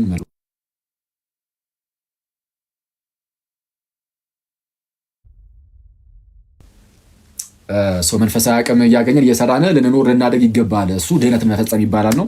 በቃ ድህነት ይሄ ነው ባጭሩ፣ አለቅ። የቅዱሳን ምልጃ ምናምን የሚል ነገር ሊነሳ ይችላል። አያይዤ ጣል ላድርግላችሁ። የቅዱሳን ምልጃ ትክክል ይጠቅማል። ለምንድን ነው የሚጠቅመው ከተባለ አንድ ሰው እንደዚህ አምኖ ተጠምቆ ቅዱስ ቁርባን ተቀብሎ ከዳነ በኋላ ያ ሰውዬ በመንፈሳዊ ሕይወቱ ያው መውደቅ መነሳት አለው አይደል? እና አንዳችን ለአንዳችን እንጸልያለን። ለምሳሌ እናንተ ለኔ ትጸልያላችሁ፣ በእናንተ ጸሎት እንዳሉ ነው ማስበው ነገራችን ላይ ጌታ ኢየሱስ የሚያውቀው ማለት ነው። እያልኩኝ ነበር ቅድም ለአንዱ ወዳጄ ለማን ለዮኒ ለባሮኬ ብቻ አይነስ እያልኳቸው ነበረ። ኧረ ለጀማው እያልኩኝ ነበር። ኧረ እኔ በስመ አብ የሀገር ጸሎት ነው ያለኝ ማለት እኔም ጸሎት ሳይሆን በጣም የሚጸልይልኝ የሀገር ህዝብ ነው ያለው እና ፊል አደርገዋለሁ። እንደኔ ቢሆን በስመ አብ በጣም እጣፋ ነበርና ግን በጣም እናንተ ጸሎት ታግዘኛለች እና ልክ የእናንተ ጸሎት እኔን የምታግዝ ከሆነ የቅድስት ድንግል ጸሎት ደግሞ ምን ያህል ያግዘኝ ይሆን? የቅዱሳኑ ጸሎት እናንተን ምን ያህል ያግዛችሁ ይሆን? ስለዚህ የቅዱሳኑ ጸሎት በመንፈሳዊ ህይወታችሁ እንድታድጉ ያግዛል። ኦፍኮርስ ያግዘናል፣ ለሁላችንም ማለት ነው። የቅዱሳኑ ጸሎት ያግዘናል እና በቃ እሱ ነው መዳናችሁ እንድትፈጽሙ ያደርጋችኋል። መዳናችሁ እንድትፈጽሙ ወደ ንስሐ እንድትቀርቡ ኃጢአት ሰርታችሁ ቢሆን እግዚአብሔር ኃጢአታችሁን ይቅር እንዲልላችሁ ወደ ንስሐ እንድትቀርቡ ቅዱስ ቁርባን እንድትቀበሉ እንድትበረታቱ እግዚአብሔር ኃይሉን እንዲሰጣችሁ እንደዚህ ያደርጋል። አንድ ሰው ከእናንተ መካከል በመንፈሳዊ ህይወቱ ወደቅ እያለ ያለ ሰው ካለ ለእሱ ብትጸልዩለት እግዚአብሔር ሊደርስለት ይችላል። የእናንተን ጸሎት ሰምቶ ታዲያ የእናንተን ጸሎት ሰምቶ እግዚአብሔር ለዛ ሰው የሚደርስለት ከሆነ ይሄ ነው አንዱ ለአንዱ መማደድ ማለት ይሄ ነው። የቅዱሳን ምልጃ ደግሞ የጻድቅ ሰው ጸሎት በስራዋ እጅግ ኃይል ታደርጋለች ስለሚል የእነሱን በጣም በሰፊው እንጠቀማለን ነው። ፕላስ ደግሞ ሩጫቸውን ጨርሰዋል። እነሱ ኦልሬዲ ሩጫቸውን ጨርሰው ከጌታ ጋር ስላሉ ለእነርሱ ራሱ የሚያሳስባቸው ነገር የለም። እናንተ እና እኔ እዚህ ጋር አንዳችን ለአንዳችን ብንማልድ ብንጸልይ ሩጫ ላይ ሆነን ነው ለራሳችንም እያሰብን ከዛ ደግሞ አንዳችን ለአንዳችን መማለድ ነው። እነዛ ቅዱሳን ግን ሩጫቸውን እንኳን ጨርሰው ከጌታ ጋር ነው ያሉት። ከጌታ ጋር ሆኖ ለእናንተ ሲያሳስቡ አስቡ። ኧረ በስመ አብ። ከዛ አንጻር ማለት ነው እንደዛ ነው። በቃ የድህነት ትምህርት ተብሎ የሚሰጠው የድህነት ትምህርት ከተባለ ይሄ ነው። ከዚህ ውጭ ያሉ አንዳንድ የሚነገሩ ነገሮች ምናምን ቢኖሩ እንደው ይህን ገዳም የረገጠ እንደዚህ ቢሆን እንደዛ ምናምን የሚሉ ነገሮች እነሱ እንግዲህ ይሄ ቃል ኪዳን ምናምን በሚል ስም የሚሰጡ ነገሮች ናቸው። እነሱ ከምን አንጻር ራሱ ቃል ኪዳን የሚባለው ራሱ ምንድን ነው የሚለው እሱ በጣም ራሱን ችሎ ትምህርት ያስፈልጋል እነሱን ለመናገር። እሱ ለጊዜ ያዛርጉትና የድህነት ትምህርት ከተባለ ግን በቃ ይሄ ብቻ ነው። የድህነት ትምህርት ተብሎ የሚሰጠው ይሄ ነው። የድህነት ትምህርት ተብሎ እንትን ገዳም ሄደ ስለረገጥክ ትድናለህ የሚል አይጨመርበትም። በቃ የድህነት ትምህርት አሁን ያልኳችሁ ነው። ይሄ ነው እንግዲህ ክርስትናችንን ቤተክርስቲያናችንን ልናቅ ይገባል።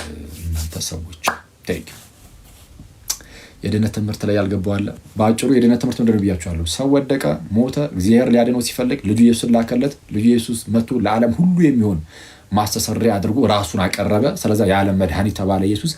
ዓለም ግን እንዲድን ማመን አለበት ክርስቶስን። ስለዛ በክርስቶስ በኩል የተላለፈውን ትምህርት ሁሉ መቀበል አለበት።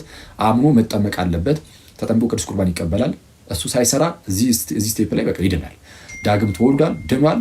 ከዛ በኋላ የዳነው ሰው ደግሞ ድህነቱን ይፈጽማል። በምን? መልካም ስራን በመስራት። የድህነት ትምህርት ከዚህ ውጭ ያለው አሁን መጽሐፍ ቅዱስ ላይ በጌታ የለውም። አይ ቲንክ እሺ። እና የድህነት ትምህርት በአጭሩ ኦርቶዶክሳዊው ክርስቲያናዊው የድህነት ትምህርት ይህን ይመስላል።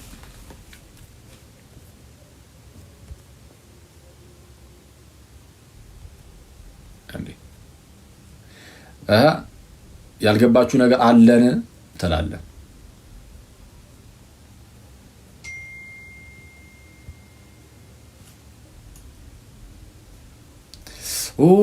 በስመ አብ።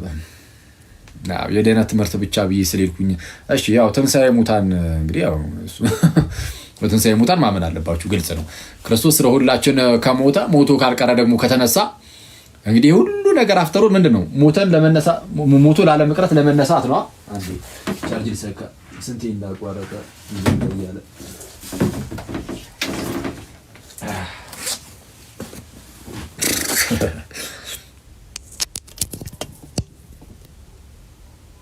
እሺ ሞተን ደግሞ አንቀርም እንነሳለን ነው።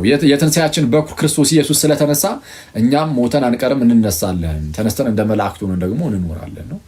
ትንሣኤ ሙታን ያው እንደዛ ነው። እሺ ትንሣኤ ሙታን በተደጋጋሚ እንሄድበታለን። አክቹዋሊ የመጨረሻው ትንሣኤ ሙታን ነው መሰረት የክርስትና ትምህርታችን ላይ። እሺ ከተግባባን አኑሲ ካለ አንድ መዝሙር ሰምተን መለያየት እንችላለን ማለት ነው።